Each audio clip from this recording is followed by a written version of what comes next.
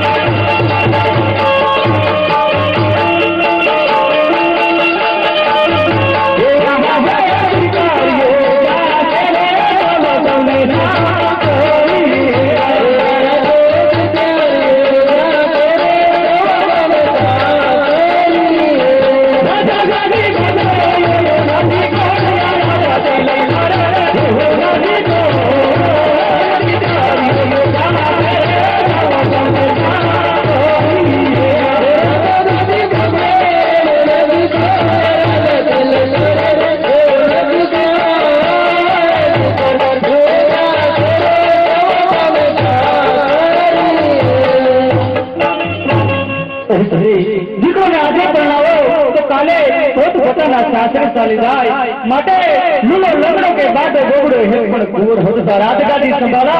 जब एक દિવસના સમયે રાજગાદીને મણમાં તાળા દેવામાં આવશે માટે મને વનમાં જવાની રજા આપો વનમાં તો તમને નહીં જવા દો કારણ કે આપણે દીકરી સગવડા જે વનમાં આપણે છે તો તેના સારો પગલે બતાવી ખુશી તો માટે દો તો આપણે રાજમાંથી પંડિત બળેને કલે રચે લેવડાવ બોલે સરી અરે તો હાજી ને મહારાજ માથી ગુરુદેવ ને બોલાવો આજે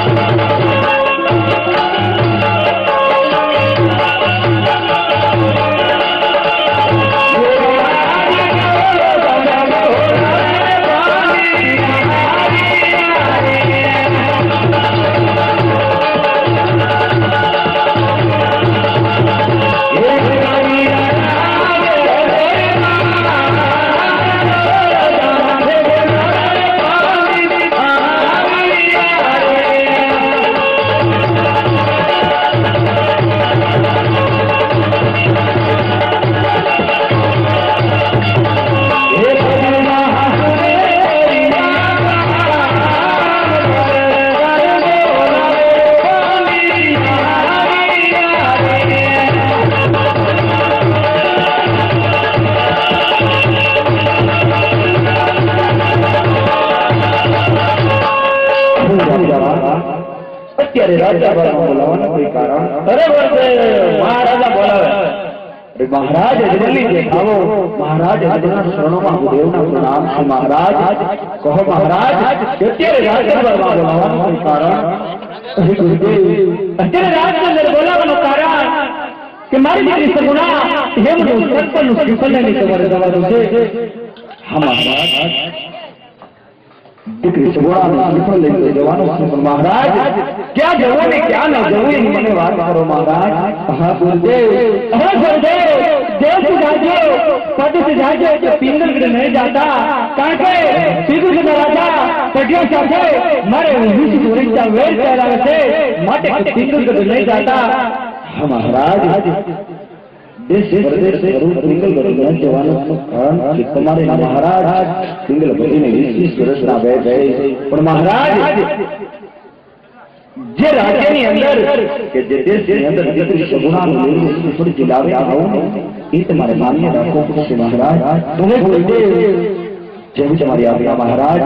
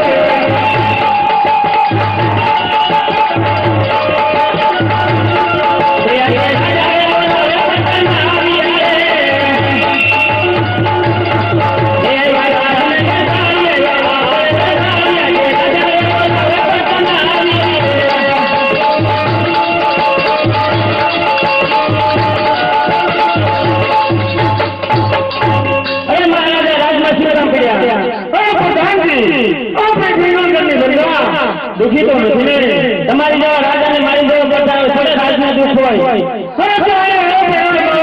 કે અંદરનો માણસ બહાર નહીં અને બહારનો માણસ અંદર નહીં ભલે મહારાજા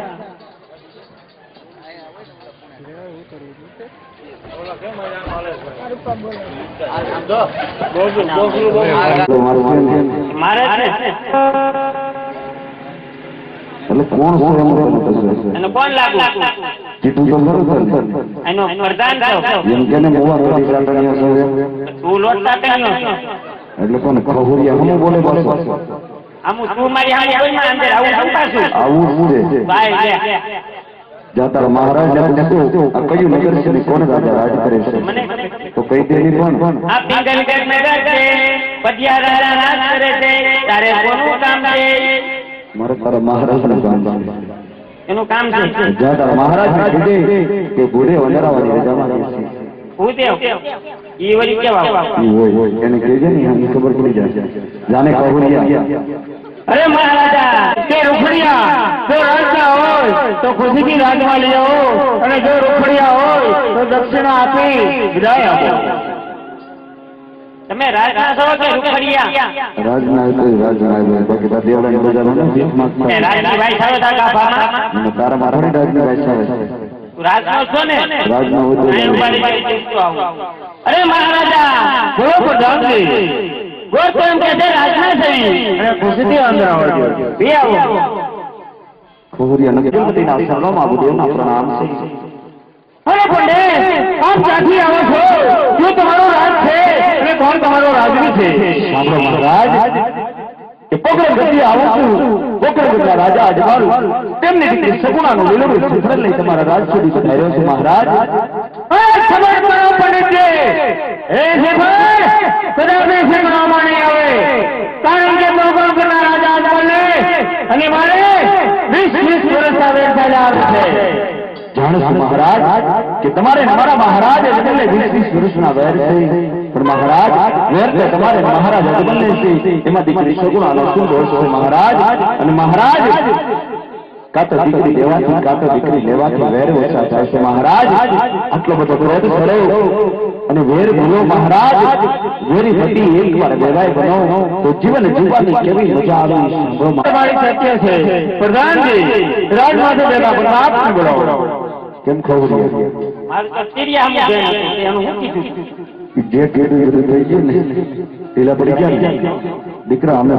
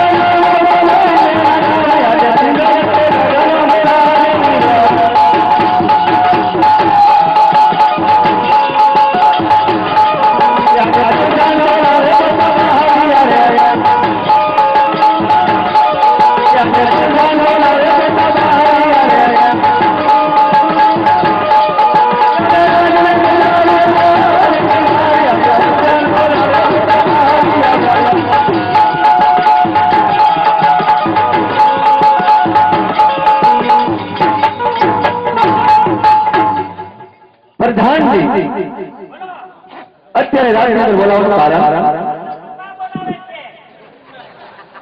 મારો દીકરો હા દેવો નરવો અરે પિતા વિશે પ્રતાપના પ્રણામ અરે પિતાશ્રી અત્યારે રાજ્યને બોલાવવાનું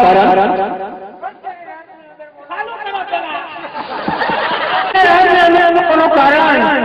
કે પોગરણના રાજા અકબર તેમની દીકરી સગુણા એનો શુભમ ગોળદેવ લઈને આવ્યા છે. અરે પિતાશ્રી જાણો બેટા કે આપણે રાજા અર્જુનને 20 વર્ષના વેર કરી રહ્યા છે તો આજ પર કદાચ નથી કરવામાં નહીં આવે.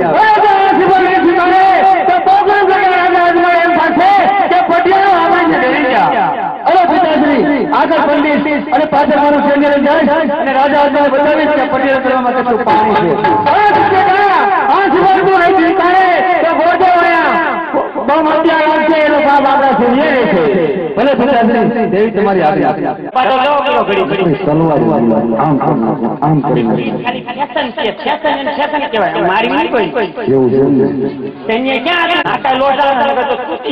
બહુ આપતા એવો મારો દીકરો હતો. એમ તો હોય તો ખરા જ ને. મોતીસૂરના લાડુ બહુ જ્યાદા ખાઈ ગયો લાગે અને હું કહેતો હતો કે શ્રીફળ નહીં સ્વીકારવું એમ સ્વીકારી લે મારા ભાઈ. લક્ષ્મી સાંડલો કરવા આવે તો બરાબર મોઢું જોવા ન જાય કે સભામાં પૂછી દો ઘણા પાત્રે ઠેકી જાય ને કોઈ વારો નહીં હોય.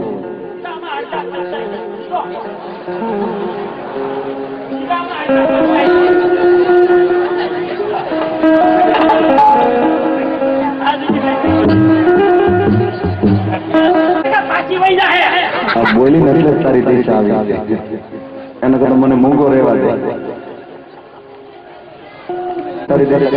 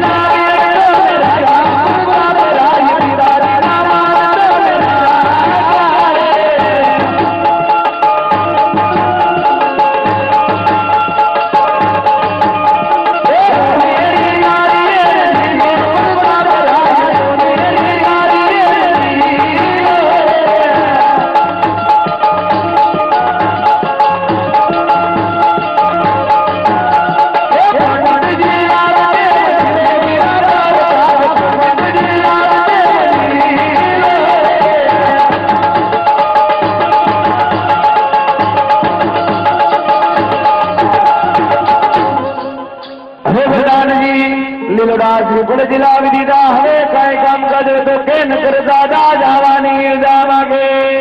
દાદા તમારા ઘરના તારી હાથ પેઢી નો.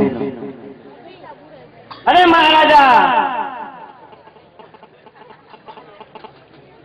શું જોયું છે કબુડિયા કટકટ ક્યાં થાય?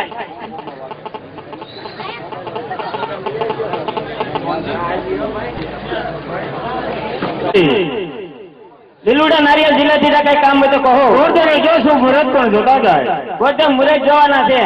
તારા રાજમાં બોર નથી? મરી ગયા બધા. મરી જઈને તમારા જોડે આમાં ઊંડીરા કરાતો આંકણ ચીમાડા સાંડે.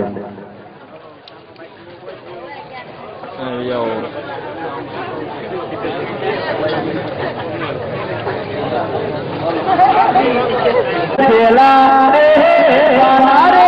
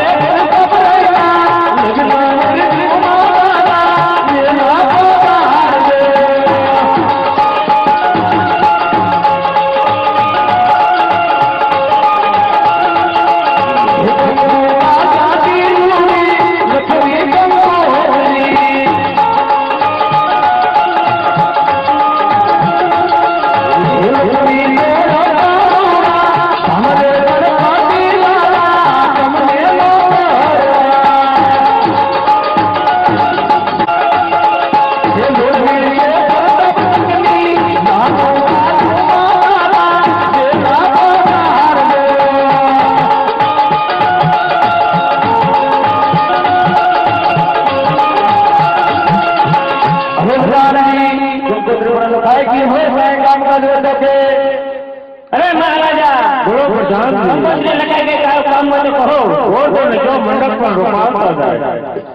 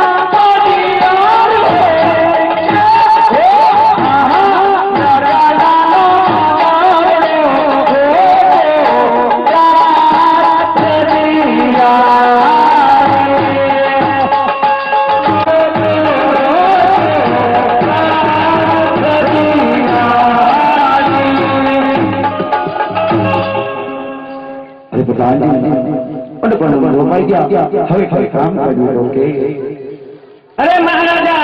प्रधान में मानव रुपया का काम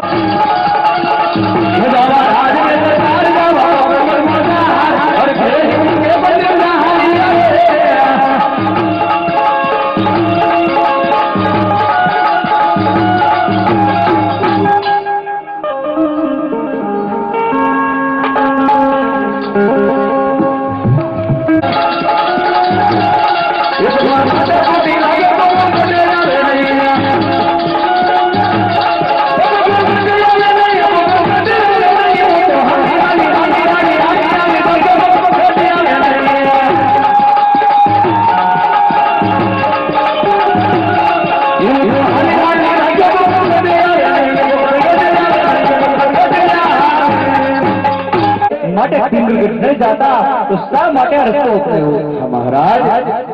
पिंगल जवान हमारा तरीका से महाराज कि जन राज सारो હોય ને રાજી સારો ના હોય અને રાજી સારો હોય ને રાજ સારો ના હોય રાજ અને રાજી બને સારા હોય તો કોર સારા ના હોય ચાલતા ચાલતા પિંગલ નગરી કેવી હતી રાજી પણ સારો છે રાજી પણ સારો છે અને કોર પણ સારા છે અને મહારાજ જેથી લડાઈ ને પણ તમને કીધું હતું કે જે રાજ્યની અંદર 33 ગુણાનો નિરોધ સુપર જલાવે ને આવને એ તમારે માન્ય રાખવું પડશે તો મહારાજ સાથો સાથ લગ્નના મુહૂર્ત પણ લાવવો છે પૂનમને आज लगाई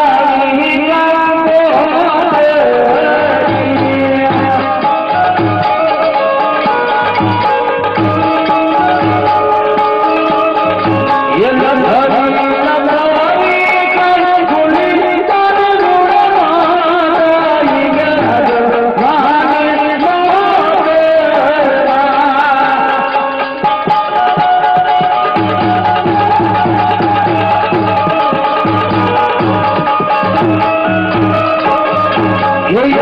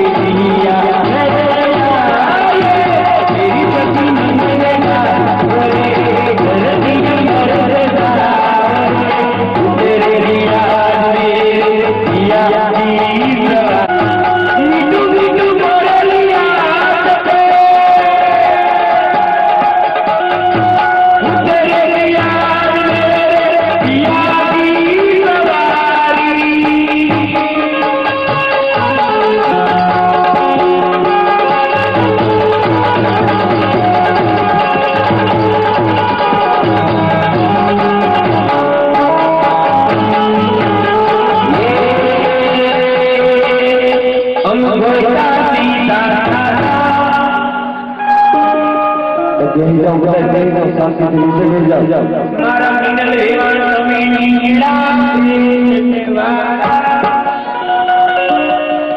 અમે ઉગાડ માથે આવ્યા અમારા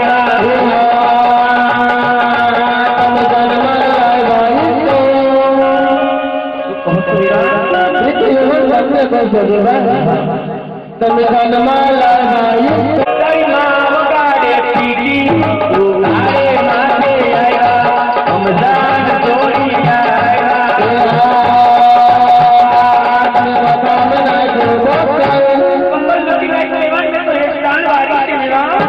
તમે માથા નાખો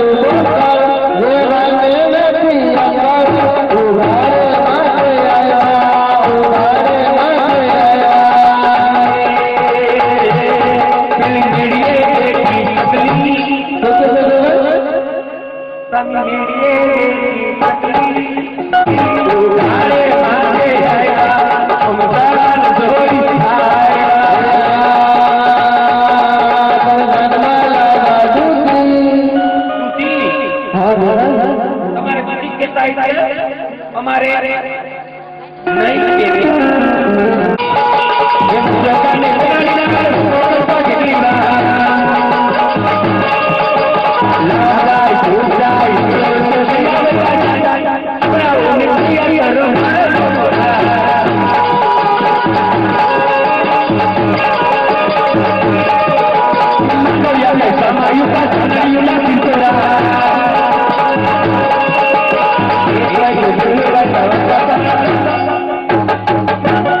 हमें भाई का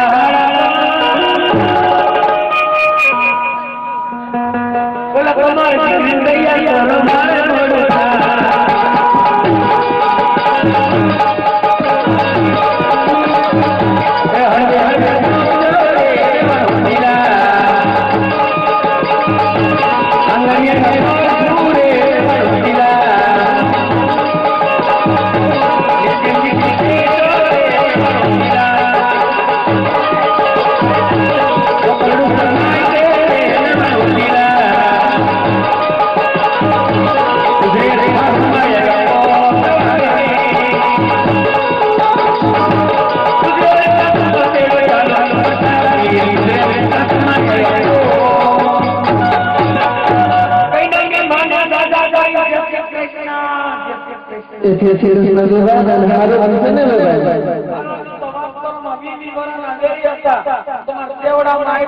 खबर पड़ी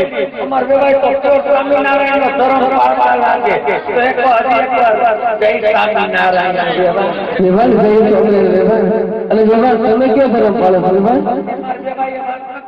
नाना काय बात नाना बजरंगबली અને ઈ ધર્મ કેમ પાળો છે ભાઈ એવું છે અને વેવાય તમે ધ્યાન લઈ લેવા પણ સામે બેઠો કોણ છે વેવાય નાના વેવાની કોણ છે નાના ઓલા પાસી બેન નહીં હા વેવાય દીકરાના દીકરીનો માસીજીના છોકરાના ફઈજીના હાલા હેલીના દીકરાનો દીકરો છે તો વેવા તમે લાંબા વ્યવહાર છે ને વેવાય લાંબા વ્યવહાર તમારે લાંબા વ્યવહાર તમાર ટૂંકા વ્યવહાર હાલે છે બાપા હોરા ભાઈ આવો મરી જાઓ ગાંઠિયા બુંદી ખાવામાં તો તમારે ડો સોચ્યા ઢીલા લાગી ગયો તો બીજીમાં કઈ કાનૂન ના આવે કાલ સવારે તમારી દોહી દેવડાની બાઈ મને ઠપકો દે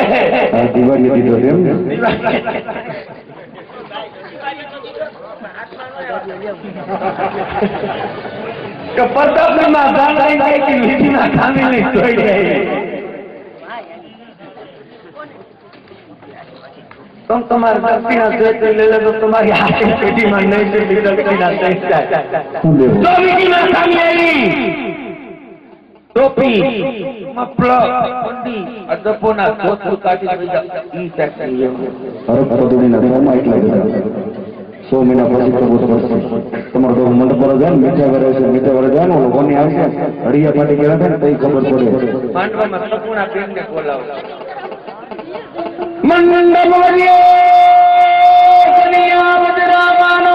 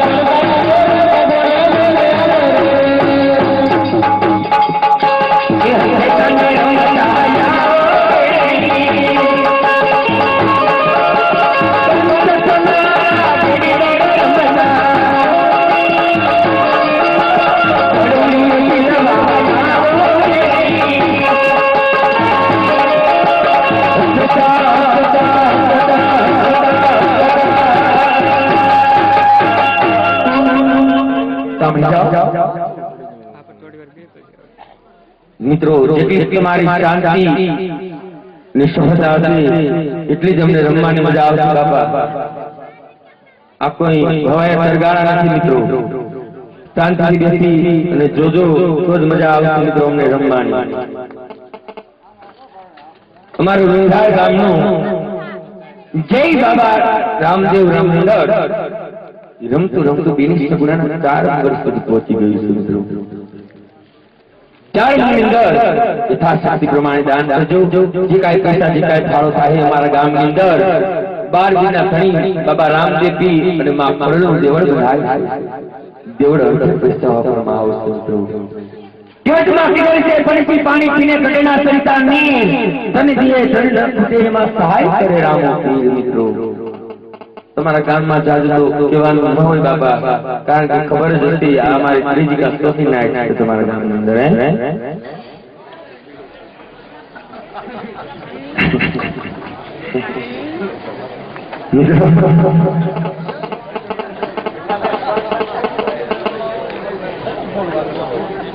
ચાર માળ બતાવે 4 માળની અંદર જે કોઈ ફરમાઈશ આપી હોય હિન્દી પિક્ચરના તનેડા ભલામોરી રામા અને મોરલા સિવાયની કોઈ પણ જાતની ફરમાઈશ 100 રૂપિયા આપી ફરમાઈશ આપી શકશો. તમારી ફરમાઈશ આથી ગમે એ કલાકાર પૂરી કરી શકશો. આખ્યાન તો ઘણા જોયા હશે, ઘણા આખ્યાન રમી ગયા હશે, પણ અમારા લુણિયાર ગામનું જય બાબા રામદેવ રામ મંડળનું આખ્યાન એક જોયા જેવું છે મિત્રો. 24 કલાકનું આખ્યાન રામા અવતારથી માંડી બાબા રામદેવની સમાધિ સુધીનું આખ્યાન વર્ષની અંદર એક જ વખત રમાય છે મારા પોતાના ગામની અંદર.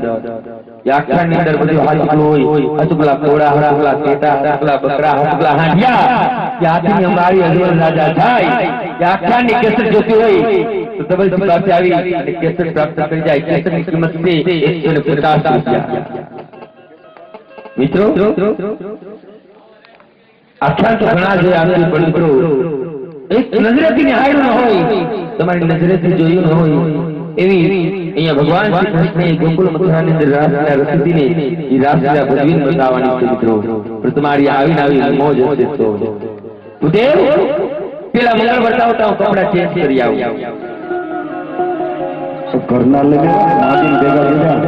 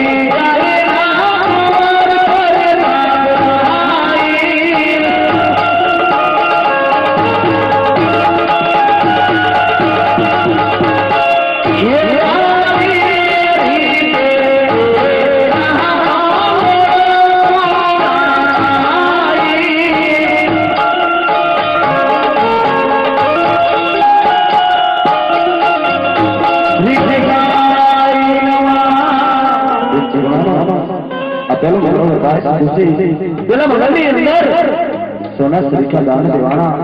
जे दान 800 रुपये 2 रुपया 5 रुपया 25 50 के 100 रुपया गुणाना सोना श्रीखा दान राशि तवीरा विहोनी मेलडी काका ना कुटुंब નથી મામાના મસાળ નથી મારીનો જાયો મેર નથી તો કોઈ મારીનો જાયો મેરી જાજો કોઈ કાકાના કુટુંબમાં લઈ જાજો કોઈ મામાના મસાળ બની બેન ગુણાના 4 નંબરમાં એક નંબર ખાલી માં જાય એની ખાસ કાળજી રાખજો મારવાલા અને માં ભગવતી ખોડિયારે ફિર હિલવાએ જાતો હે ની તો બેન ગુણાના 4 મગનની અંદર ફૂલની તો ફૂલની પાકડી આપજો મારવાલા કારણ કે બેનનું એક નંબર ખાલી માં જવું સોલ ત્યાં બી અને આપણે જુગલબંધીમાં ગાવાનું છે લીલા લીલા નેજા પતા કરદણીની આવી ફરમાઈશ. હાલ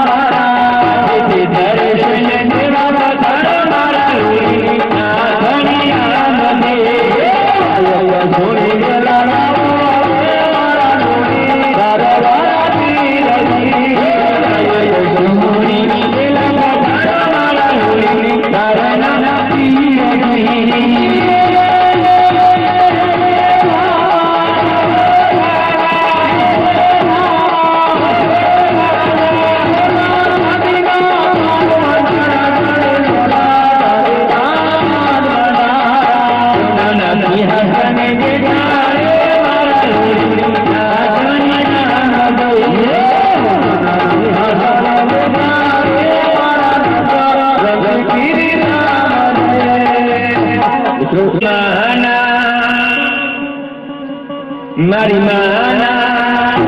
बहु माना गरबा गावा हालो हालो माने थामे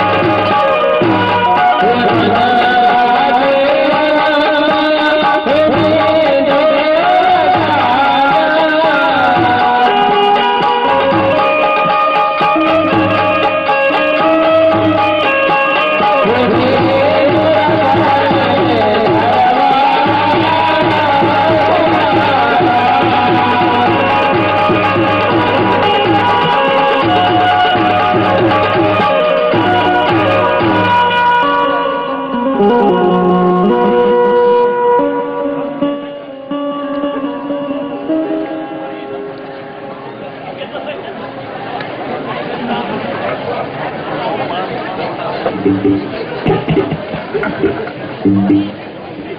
रुपया भी मुंबई मार्ग का चाड़े जाने दे मुंबई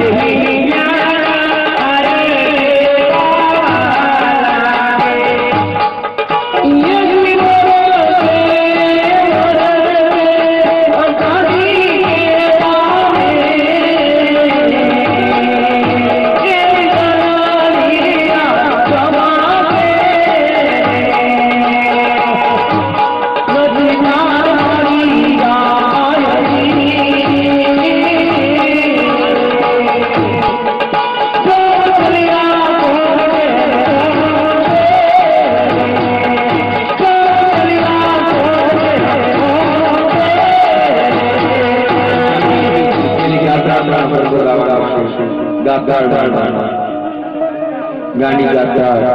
गजवा ढूंढे जी माता जी ना बेहना सुनते ई माँ पर मरे और 50 रुपया अपने 50 रुपया लाओ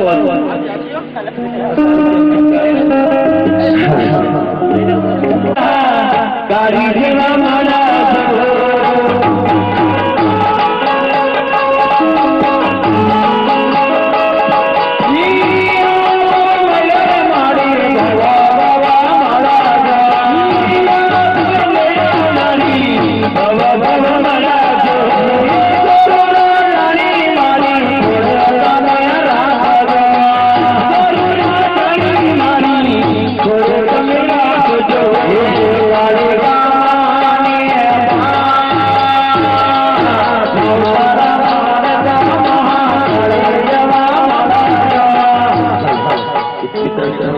तो क्या क्या नवला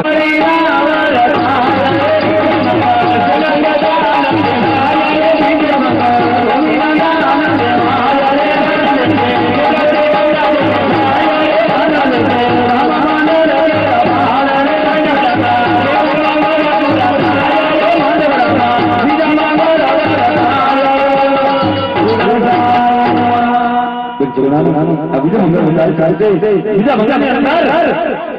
गोमी गोमी का गाना आना ये दादा को गोमी का गाना गाना तो दिन सुना लोग मालूम है जाने जाने स्टार्ट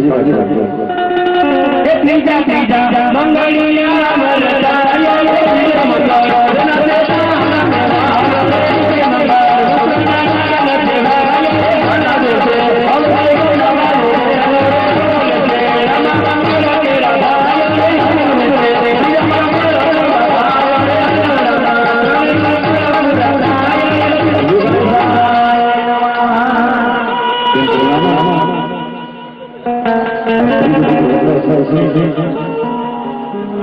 जान मारा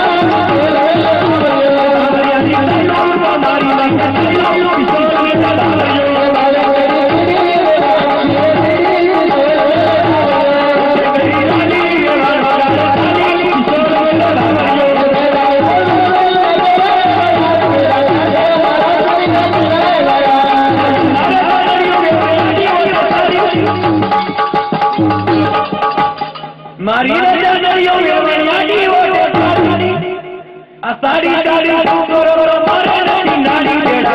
तारा नहीं माया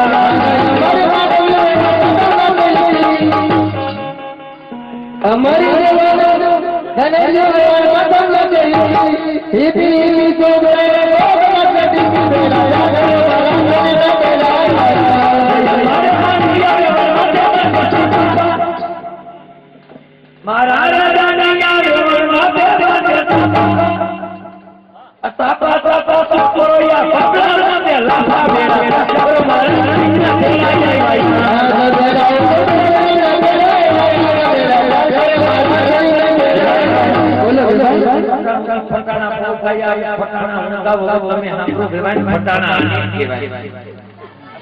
ये मांडवरी मांडवरी कोवानी मीना लगेवा मांडवरी मांडवरी कोवानी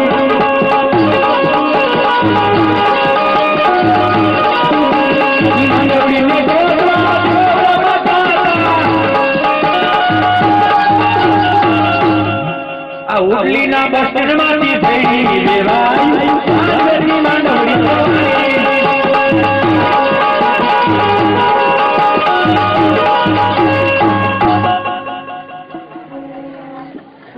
सवारों के मारी तुम्हारी टोपी वालों के मारी तब रोटी भी बेटो के हवनी है नारी देवायु मांडवरी मांडवरी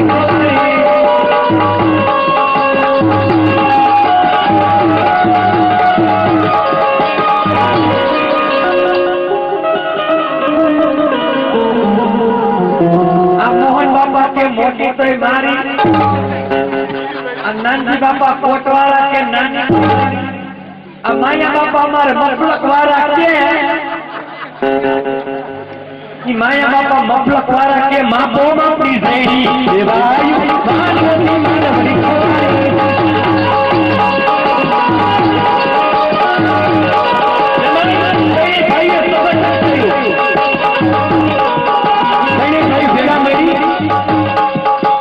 मोहन भाई के मारी तुलसी बाबा ससुरा वाला के लारी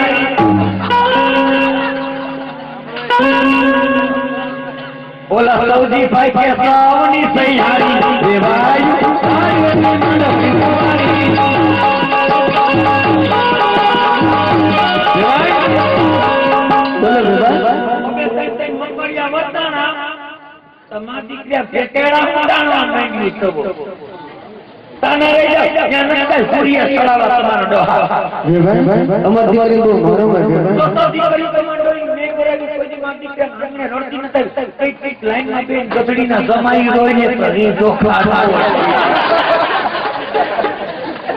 मर्दी तरीका मर्दी तेली पटा पाजी धारा घेर हवा महीनो मावतर नहीं घेर गई हमने काटवाड़ मार कंप्यूटर बुटी चले और आखिर कर करो तो जी करो जी हमरा होय तो लई जेड़वा बार कर से मोबे सोकरा से बेगा आवे 24 जण हाथ लगा कपा में एक बोथू मार हाथ लगा कपा वी नहीं जाए तो बड़े मोबे तो भाई અને ઓછો કિલોડા પાડતો તમારા તો હજી સુધી ઉતારોના બાકી છે મેકઅપ ભયા પછી આવશે ને બાકરા દેવા ડાટા તને લઈ જાવ હાવ દેવડાની ભલે ભાઈ ગમે એવી વાત કરે સગુણાની હાવ મારવાની બોલકડી બાકી દૂધી માને પૂછી જો ઓર્ડર જાવ ગોરી કાપા દેવી બરાબર બરાબર બોલો ભાઈ રહોડે જમવા જાતી હતી ત્યાં દેવડાની બાઈ વાતો શું કરતી હતી રહોડે જમવા જાતી હતી દેવડાની બાઈ બધી વાતો કરતી હતી સગુણાનો તો ભાઈ ઉડી ગયા ભાઈ કે સગુણાને તો ઈકે લાઈ ગોરી હાહુ મળી દે સગુણાની હાહુ ગઈ કે તાકાત માં બોતલિયાને માથે શબ્દમાં હોતા રાણી વાતો કરતી હતી તારો ડપારો રાખવો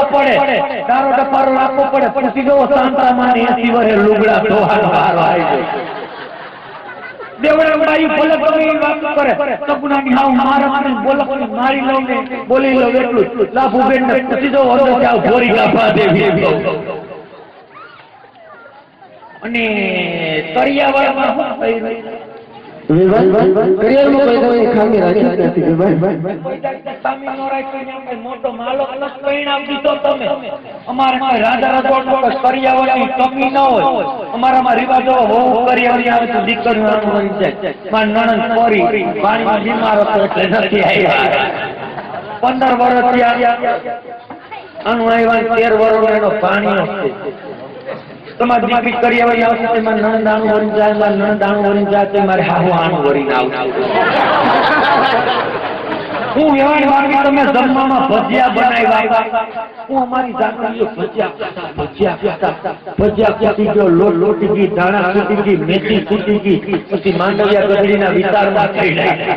કે હજી જાણતો જમવામાં બાકી છે પરસો મારી પર તમારે માંડવિયા ત્યાં પાસ કોમ્પ્યુટર બુદ્ધિ ના આવી છે મેં ઓલી જાણના બસ નથી લઈ આવ્યા વસ્તુના સીટુના લગડા કાપી કાપી પાણીમાં બોરી જાનડી દીધા પીતા રાનાની ખાધા અટાણે નભાયું પાણી પીપીને આંડા જેવડા પેટ કરીને જેમ જેવું માનવામાં આરો ઉતારે આરો છે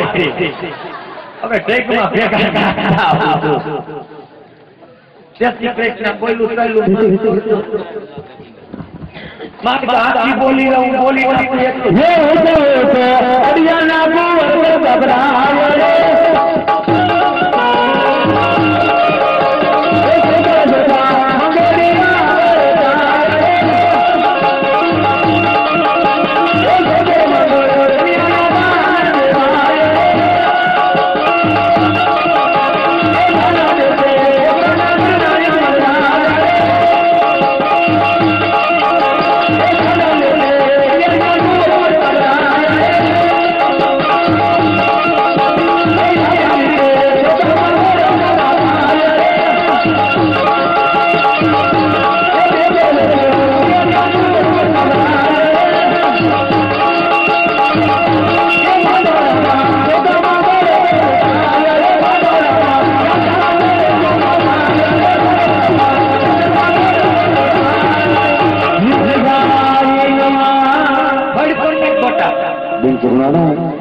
ચારે મંગળ પૂરા થઈ ગયા છે હવે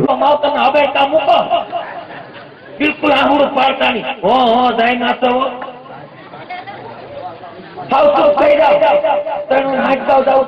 માતા દુખતી નથી આડી મેડિકલ આડી આવતી તાના લઈ જાવ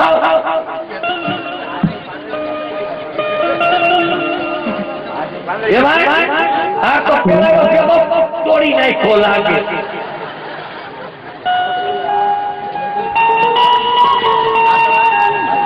મોરી હિતામણ હાડના ચેડે બાંધી લેજો અને મોરી તમારી ના પાય મૂકીને આવજો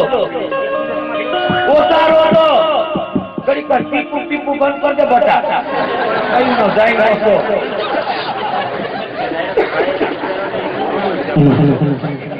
ઓસુરો તો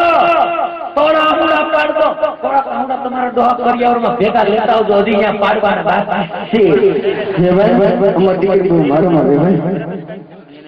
ભાઈ ભલે તમે એ વાત પણ દીકરાની મારતો એટલે 2 શિખામણ તો જરૂર દે તો તમારી દીકરીને સાસરિયાની અંદર જો દીકરી થઈને રહેતા આવડશે તો મને સાક્ષાત ના કૌશલ્યા થઈને રાખતા આવડશે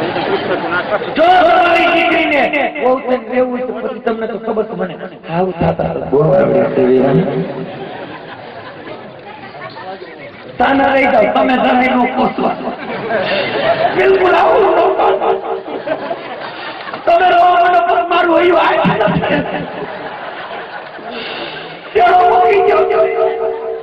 એક તો ઉમલા વાળું કરી